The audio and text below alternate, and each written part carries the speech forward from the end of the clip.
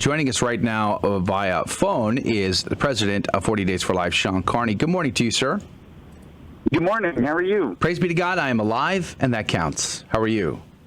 Good, and I'm glad you're alive as well. Well, there's at least one person. Praise be to Jesus. How was your Christmas and New Year's, by the way? It was awesome. It was really awesome. We hosted as we often do, and had a lot of people, and it was a lot of fun, very relaxing, and got to shoot off some fireworks on New Year's Eve. So we had a blast. Praise be to God for that. It's such a crazy world. It's sometimes it can get very depressing just reading the news. But we're at 1 year anniversary for Joe Biden, and he's got the lowest poll numbers ever. And right now, trending is worst president ever on Twitter. Things are pretty crazy. But what about his pro-life record in the first year? What do you say, Shawn Carney? What kind of question is that? So, yeah, he doesn't have one. Number one, he doesn't have a pro-life record in the first year of his presidency. What a disaster.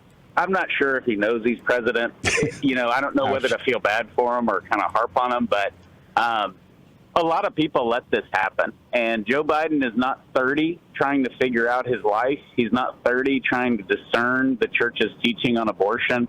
He's a grown man who at every moment has taken full advantage of publicly supporting abortion while publicly touting that he's Catholic. I mean, he's the epitome of just a public scandal, but not according to Joe or Shawn, but to the church's teaching. And so he's been horrible, but one of the good things is you're right, people watch too much news and it seems, depressing. 2021, this time a year ago, was looking bad. We had the most pro-abortion government coming in. Joe Biden's the most pro-abortion president ever to be in office, just what he's promoted and allowed. And it should have been a great year for the abortion industry in 2021, but it wasn't.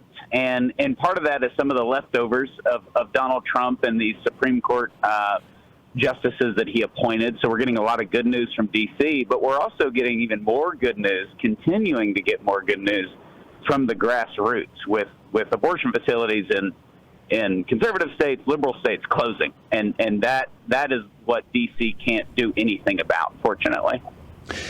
I'm blown away by the Texas heartbeat bill still in play. I mean, the day it came out, I said, this is not going to last the day. It's great, but it ain't going to last the day. And it's gone months and months, and thousands of babies have been saved. How surprised are you at that? There's surprise, and then there's, is this too good to be true? Surely this is going to end. That's like the Irish cynicism. Right. But I'm not surprised because of the way the law is written.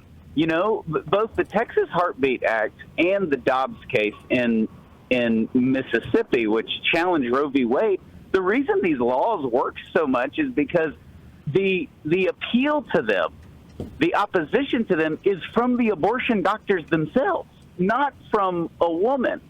And that's why the Dobbs case is so powerful. That's why the Heartbeat Act is so powerful, because you have abortion doctors advocating for women to get abortions, which is like Toyota advocating for people to buy new Toyotas. So, the Supreme Court's sitting there going, well, what do you care? If the women want abortions, they need to sue us, which is what Roe did, right? Roe was a woman, Norma McCorvey, suing for her right to abortion. And neither of these cases are. They're the abortion doctors. And so that's one of the reasons it's really lasted. It's also enforceable by private citizens. So I am surprised that it's gone on this long, obviously, and I hope it continues. But it has put the abortion industry in the supernatural and natural, realm of having to advocate for stopping heartbeats. The one thing we're talking about is heartbeats, and those exist. Nobody's denying there's a heartbeat anymore, and that changes a lot of hearts, and it points the debate in a direction we want to go. Shawn Carney is our guest, president of 40 Days for Life. So do you see a shift there? If they can't do abortions at their facilities, how are they going to shift, and how so? Because, their finances have to be in great jeopardy at this point. Yeah, they're going to go out of business, especially. Well, praise be to God, but I'm sure they're not going to take that, sitting down. Well, they were unprepared for this, and particularly Planned Parenthood. They're usually not unprepared for court battles. They're very good at them, actually, unfortunately. And they weren't prepared for this. So they're already strapped for cash, especially here in Texas. Our largest facility on the Gulf Freeway, the largest Planned Parenthood in the world here in Houston, has never hit their abortion quota. It's always been a disappointment. It cost them a fortune, and they've never hit their abortion quota. So you're looking at places that are already a little strapped for cash that all of a sudden, the hamburger place can't serve hamburgers. And that will dry you up really quickly for an abortion facility. So I think they're going to close a lot of them. We should definitely expect that in Texas. That's just a mathematical reality. They could even overturn the Heartbeat Act tomorrow, and I think some of these places would still have to close. So we're going to see a lot of good news in Texas for sure. What about the cases? There's a lot of abortion clinics that are not Planned Parenthood.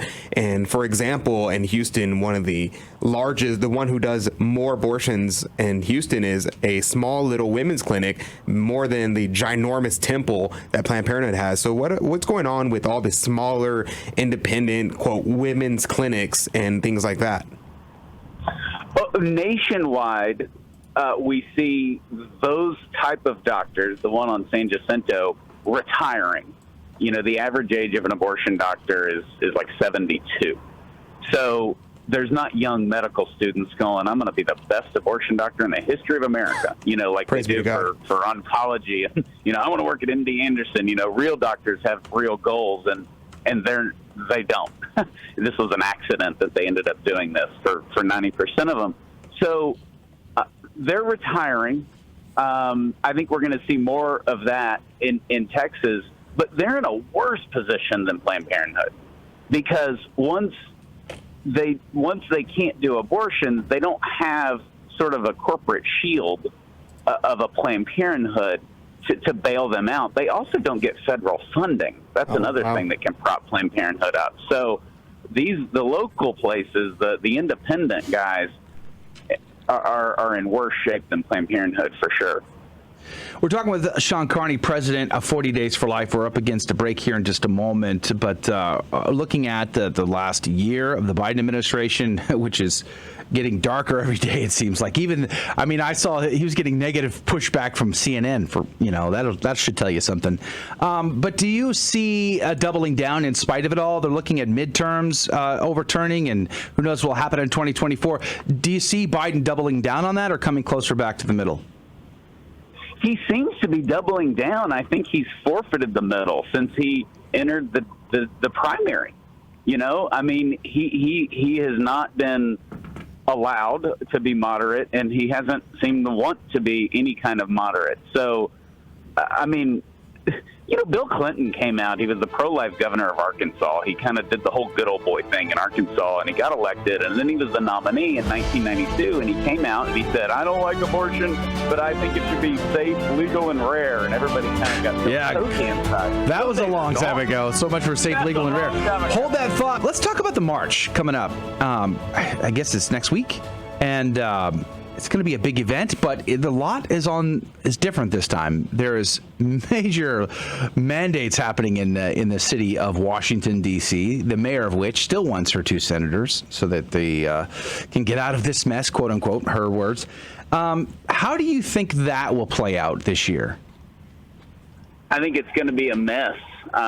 This is one of the first March for Life in D.C. that I haven't been to in 15 years. I'm going to go to Austin this year, which I haven't been in a number of years. Wow. The schedule. Yeah, so I'm really excited about that. And the Texas Alliance for Life, who puts that on, is expecting a huge crowd, mainly because of the Heartbeat Act. But my worst fear back in October was they're going to use COVID to get rid of the March for Life again. Last year they used January 6th in COVID. This year they're using COVID. So the mayor and Biden also, they have all these mandates. You got to be vaccinated to dine in a restaurant and all of these things when you have, hundreds of thousands of people planning on going. So I feel very bad for the good folks who run the March for Life. They do a great job. Jeannie Mancini is an excellent leader. But if somebody raised their hand and said, "Should we move this event to Nashville?" I wouldn't object, because it's gotten worse every year. The last 2 years, and everybody's tired of talking about COVID, but in D.C. and in San Francisco, where the two massive pro-life marches are, and we have a huge presence at both. We give away our scholarship on the stage of the West Coast Walk for Life in San Fran. Amazing. Those are two cities that they're not really looking to get divorced from COVID anytime soon, or the mandates. Yeah. And so, I don't know where that leaves these pro-life marches. I will say, Joe, and I was in San Diego just a couple days ago, Saturday. I spoke at the Walk for Life in San Diego. They had a huge turnout, and they don't have some of these mandates, fortunately, because that's a big tourist town. They can't afford it. So it's there were 6,000 people out there. The San Diego bishop came out. 2 other Southern California bishops were there and spoke. It was very, very encouraging. So I just think these local, regional, and state marches are going to get bigger. And, Joe, that's not a bad thing, because when Roe is overturned, it will go back to the states. And you'll have places like California and New York that start building abortion clinics, like their fast food restaurants. And then you'll have places like, Texas and Mississippi where they'll all close. It will just focus on the states. So I don't mind these state marches getting larger. I think the March for Life is one of the greatest events as an American, much less a Catholic. But it's hard enough when you lead a big group up there, but all these mandates, keeping up with them with a bunch of students, it's becoming difficult to manage for a lot of people. Mr. Carney, I agree with you. These marches for life are really an incredible experience, and I owe it to one of those for the conversion of my wife, my then girlfriend at the time, who had mixed ideas on abortion. But I'm curious as to if whether the demographics have changed in the pro-life movement. I've noticed that there's a lot more secularists coming in, and it's not so much just a religious majority there anymore. What do you say about that? Yes, to a certain degree, but if you were making that argument on a big scale and then you went to the March for Life, I mean, you'd see like 100 banners of Our Lady Guadalupe, and you'd see people, with devotion to the Sacred Heart. It is very much a religious movement, and I still think it's very much a Catholic movement. And that's, we have gained a lot of evangelicals, and it's not because we've lost Catholics. We've gained even more Catholics, but we've also just added evangelicals. So most pro-life events, and certainly from the 40 Days for Life perspective, and we emphasize prayer and fasting. So, we get all the religious people, but I think that science has led to a lot of that it's just so obvious that life begins at conception. We know it does. We no longer only believe that it does. We now know that it does. So that's brought more of a different crowd, which is good. But the problem with abortion isn't the scientific reality. It's that many people believe, yes, it is a baby, and yes, we have a right to kill him or her. Mm-hmm. And this is a struggle of the will. And secularism gives a long leash to the will, and the church and her wisdom guides us in that, as our Lord does. So the danger is that we think we have a right to kill other people, and without God, we can indeed do that. Shawn, I wanted to go back a little bit to a PostRoe Society, and it's interesting because I was talking about this. I was at the March for Life in Dallas, and I'm going to be at the March for Life in Austin, so maybe I'll see you there. I'm bringing a small group of people over, and at the March for Life, the TFP are pamphleting out these pamphlets on what does a PostRoe Society look like. And so I got a discussion with them, and we were talking about this, and my fear for the PostRoe Society is that the people on the left are going to try to take the pro-life movement and shift it toward things that are not what is geared towards the flourishing of life. They're going to say, okay, well, now that we've accomplished the abortion issue, let's go and fight for LGBT rights. Let's fight to abolish the death penalty. Let's fight for immigration and all these other things, instead of fighting for things that caused Roe v. Wade to begin with. If we go back to a pre-Roe society, all we get is Roe v. Wade again. And so we have to fight against the impurity, these sex stores, these all these different things that are these immodesty, all these things that cause Roe v. Wade to begin with. We have to fight against those. What do you say about what a post-Roe society is going to look like, and what are the fears that we need to be prepared to respond to? Well, the first thing to acknowledge is that a post-Roe world is not an abortion-free America. There's a chance abortions could go up, because you're going to have abortion facilities building on the border states like they do in New Mexico already, because Texas has such strict abortion laws. And so you have these abortion facilities that pop up on the New Mexico border. That is what's going to happen. You'll have pro-life states. You'll have Wyoming have no abortion, and you'll have Planned Parenthoods moving and buying real estate in Colorado. That's what's going to happen. And so, we're going to see San Diego. The mayor of San Diego just declared San Diego an abortion safe haven, which doesn't really make you feel tingly inside. But it's going to be an abortion safe haven, and what that means is they want abortion businesses to come to build, and they want people to travel there and have abortions. And so Roe v. Wade changes the geography of abortion. It sends it back to the states.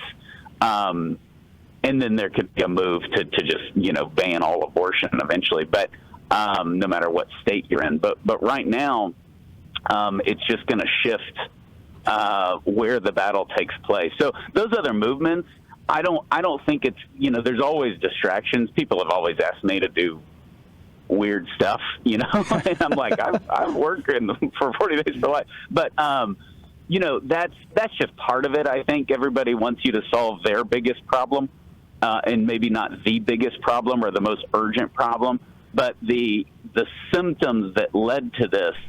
You're absolutely right, and that's why thank God we have the church, and we form our kids in the faith, and we live the faith in our daily life.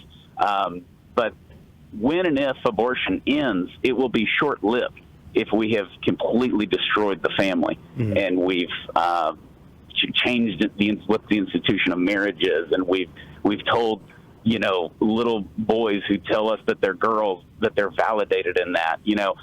It will be short-lived if the cultural upheaval continues, for sure. We have just a couple of minutes left with Shawn Carney, president of 40 Days for Life. Thinking about the governor of New York, a Catholic, Kathy Hochul, I think her name is, or the governor of New Jersey, also a Catholic, who just signed into law abortion up to birth. A lot of Catholics involved in the abortion biz. Last couple of minutes, what do you make of that, Shawn Carney? I think that, above all, it is sad. I know it's scandalous and it's a joke, and the bishops should call them out, but they won't. We just know that. The last 50 years, it just rarely happens, and so it doesn't do a lot of good to complain about it, I guess. But it's bad for them.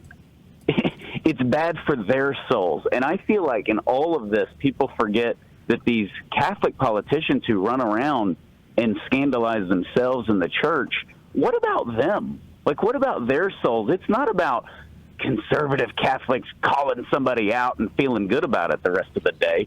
It's that this is a soul. Don't we want to be our brother's keeper? Don't we want our friends and our family to say, hey, I heard you say this, or I know that you're doing this and you don't need to be doing that.